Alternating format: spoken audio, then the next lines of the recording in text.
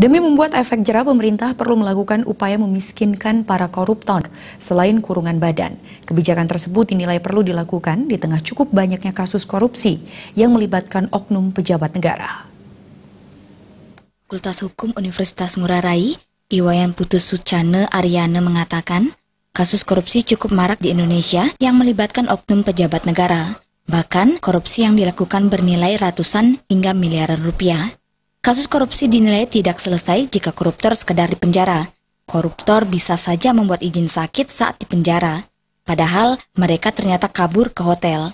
Bahkan tidak sedikit para koruptor hidup mewah di dalam penjara. Sebagai sebuah kejahatan yang luar biasa atau extraordinary crime untuk membuat efek jerah, pemerintah perlu melakukan tindakan memiskinkan para koruptor selain pengenaan sanksi penjara. Itu memang kami sangat setuju, demikian memiskinkan para koruptor dalam artian berapapun hasil daripada korupsi itu harus dikembalikan pada negara. Tidak hanya cukup mengembalikan, tapi sanksi pidananya juga harus dilakukan atau dilaksanakan seperti itu ya. Sekarang sanksi pidana berkaitan dengan hukuman mati ya, terhadap para koruptor itu.